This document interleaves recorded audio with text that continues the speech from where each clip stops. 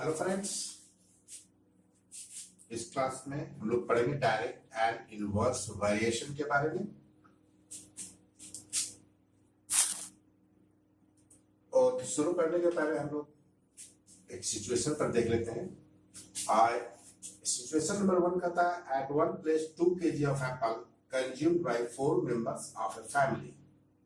Eight another place 3 kg of apple consumed by 6 members of a family। यहाँ हम देखते हैं कि एक 4 मेंबर्स की फैमिली है, तो 2 kg एप्पल कंज्यूम करती है। तो दूसरी तरफ है कि 6 मेंबर्स की एक फैमिली है जो 3 kg एप्पल कंज्यूम करती है। हम देखते हैं कि जैसे ही नंबर्स ऑफ मेंबर्स इंक्रीज करते हैं तो कंजम्पशन एप्पल की इंक्रीज करती है। तो एक सिचुएशन हुआ कि एक क्वांटिटी इंक्रीज करने पर दूसरी क्वांटिटी भी अकॉर्डिंग उसके इंक्रीज करती है।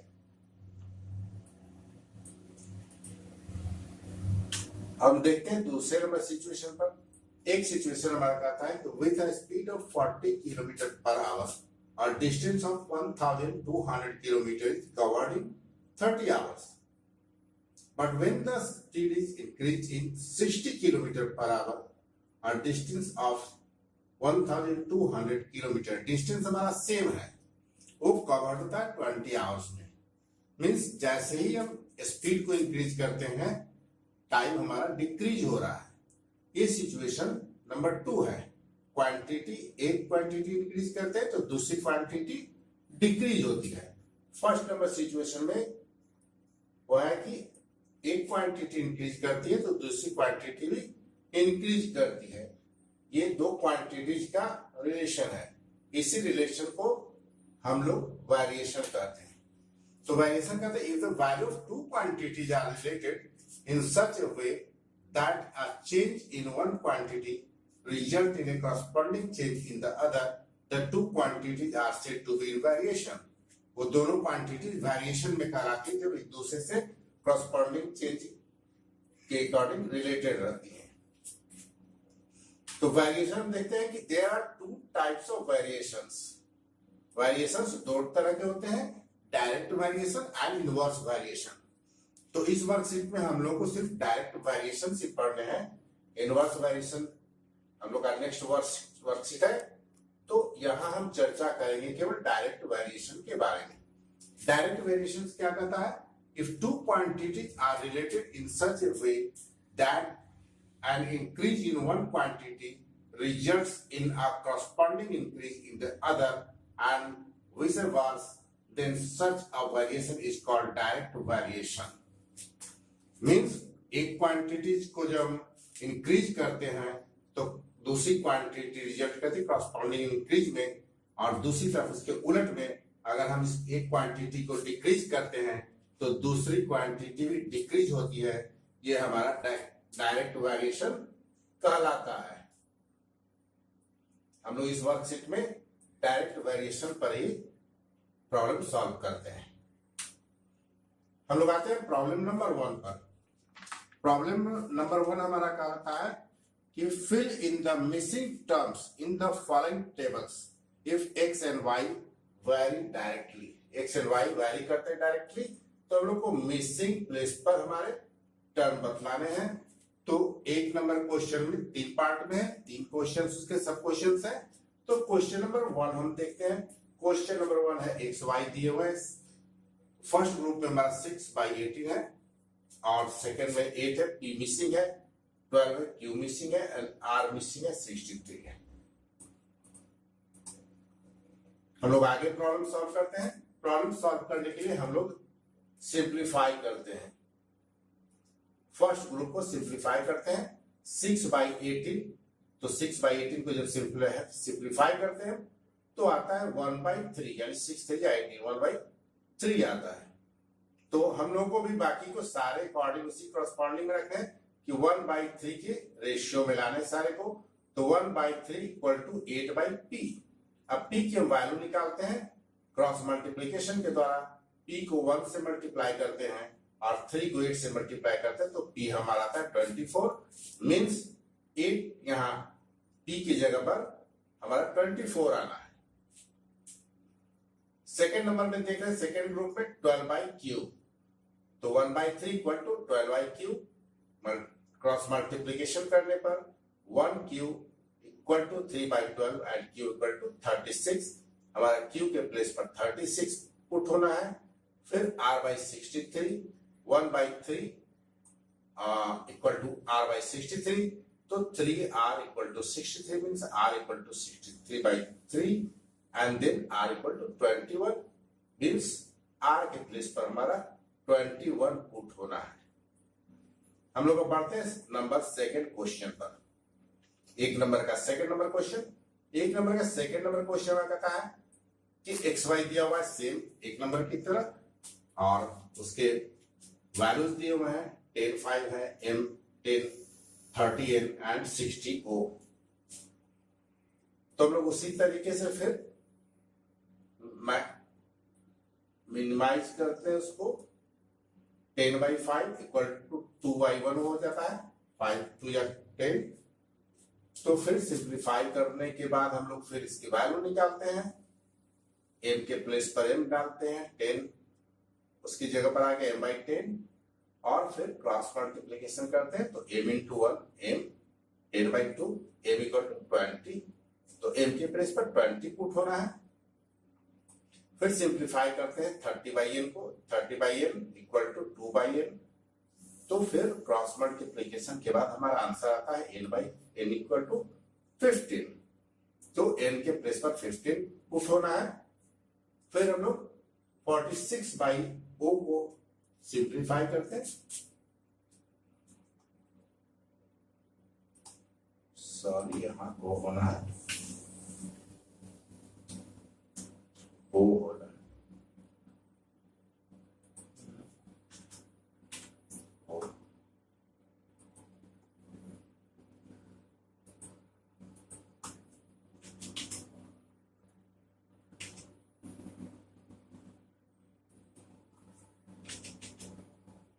o 2o इक्वल टू 46, और देन o की वैल्यू निकलते हुए 23, यानी 46/23 टू 1 के रेशियो में हमारा ये भी आता है। हम लोग पढ़ते हैं क्वेश्चन नंबर 3। एक नंबर का क्वेश्चन नंबर 3, एक नंबर क्वेश्चन नंबर 3 भी सेम है उसी तरीके का। एक्स वाई की वैल्यू है 6/15, 8/20, 10/n, a/40। तो हम लोग फिर इसको सॉल्व करते हैं, सॉल्व उसी तरीके से करेंगे, सिंप्लीफाई करेंगे एक्स वाई को 6/15, यानी 6/15 को सिंप्लीफाई जब करते हैं तो 3 2 6 एंड 3 5 15, 2/5। 8/20 को सिंप्लीफाई करते हैं, 4 2 8 एंड 4 5 20, यानी 2 5 के रेशियो में आते हैं।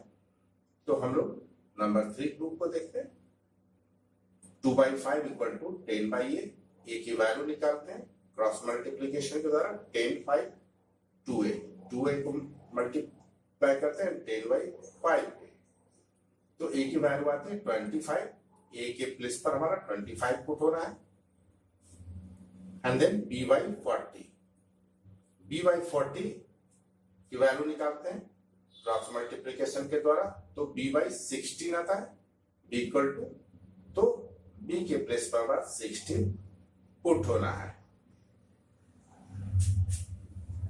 आगे फिर हम पढ़ते हैं, आगे हम लोग आते हैं क्वेश्चन नंबर 2 पर। क्वेश्चन नंबर सेकंड हमारा कहता है कि 5 bags of rice weight 150 kg, how many such bags of rice will weigh 900 kg। ये क्वेश्चन कह रहा है कि 5 बैग्स है राइस के जो कि 150 kg वेट है उनका, तो कितने ऐसे बैग लगेंगे 900 kg वेट की। तो इसके लिए सबसे पहले हम लोग एक टेबल बनाते हैं, नंबर ऑफ बैग्स 5 है, तो वेट है 150 kg, तो नंबर ऑफ बैग x होंगे, x के में निकालने हैं, वेट होना चाहिए 900। तो इसके बाद हम लोग इसको सॉल्यूशन निकालते हैं कि 5/150 इक्वल टू x/900, वो क्रॉसपॉन्डिंग हो रहे, तो क्रॉस मल्टीप्लीकेशन करते हैं 150 multiplied by x and 900 multiplied by 500 और सॉल्व करते हैं, एक्स की वैल्यू निकालते हैं। तो एक्स को लेफ्ट साइड में रखते हैं और फिर राइट साइड में सारे नंबर यानी 150 को भी राइट साइड में ले जाते हैं। तो 5 इंटू 900 यहाँ ऑलरेडी है, 150 आकर के यहाँ डिवाइड होता है। तो एक्स की वैल्यू निकलती है 30। एक्स की वैल्यू 30 होगी तो therefore such bags 30 bags will weigh 900 kg। मतलब 900 kg राइस रखने के लिए हमें उस तरीके की 30 बैग्स की रिक्वायरमेंट होनी है। हम लोग आते हैं क्वेश्चन नंबर 3 के तरफ। क्वेश्चन नंबर 3 हमारा कहता है कि the cost of 3 kg of sugar is ₹54। What will be the cost of 15 kg of sugar? Means 3 kg sugar की कॉस्टिंग है 54 रुपीज। तो 15 kg शुगर की कॉस्ट क्या होगी? हमें कॉस्ट बतानी है शुगर की 15 kg। हम लोग फिर उसी के हिसाब से एक टेबल बनाते हैं। एक टेबल बनाते हैं क्या कि कॉस्ट है 54 kg, वेट है 3, तो सॉरी कॉस्ट है 54 रुपीज, वेट है 3 kg। तो हमें निकालनी है कॉस्ट एक्स सपोज करते हैं 15 kg शुगर।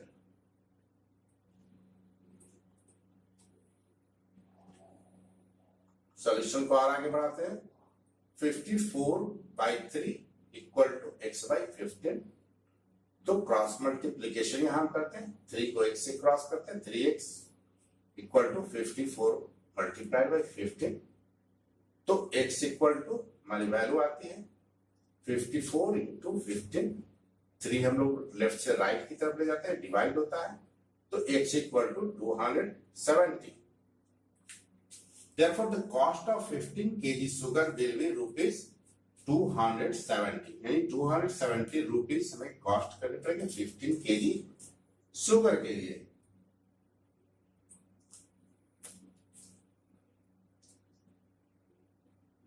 हम लोग आते हैं 4th नंबर क्वेश्चन पर। 4th नंबर क्वेश्चन में कहता है a motor boat covers 20 kilometre in 4 hours. What distance will it cover in 7 hours? Speed remaining the same. At the same speed, एक ही स्पीड पर एक मोटर बोट 20 किलोमीटर कवर करती है 4 आवर्स में। तो 7 आवर्स में कितना डिस्टेंस कवर करेगी ये हमें बताना है। हम लोग पहले क्वेश्चन की तरह टेबल बनाएंगे। टेबल में हम लोग डालते हैं कि डिस्टेंस है 20 किलोमीटर, टाइम टेकन 4 आवर्स। तो हमें बतानी है कि 7 आवर्स में x किलोमीटर जाना है, x की वैल्यू निकालनी है। तो x की वैल्यू जब निकालनी है मुझे, तो हम लोग 20/4 इक्वल टू x/7 हम लोग पुट करते हैं। x की वैल्यू निकालना है तो क्रॉस मल्टीप्लीकेशन फिर करते हैं। 4 multiplied by x and 20 multiplied by 7। फिर x को हम लोग लेफ्ट साइड रहने देते हैं और 4 को 20 मल्टीप्लाइड बाई 7 की तरफ ले जाते हैं। तो डिवाइड होगा क्योंकि 4 से x का रिलेशन मल्टीप्लीकेशन का है। तो x इक्वल टू 35 किलोमीटर, ये हमारा आंसर आता है। Therefore, the distance covered by motor boat equal to 35 kilometre. यानी 7 आवर्स में मोटर बोट 35 किलोमीटर कवर करेगी। ये हमारा आंसर का वैल्यू होगा x का। यहाँ पर ये 4th नंबर क्वेश्चन हमारा खत्म होता है। नेक्स्ट क्लास में हम लोग 5th नंबर क्वेश्चन से आगे बढ़ेंगे।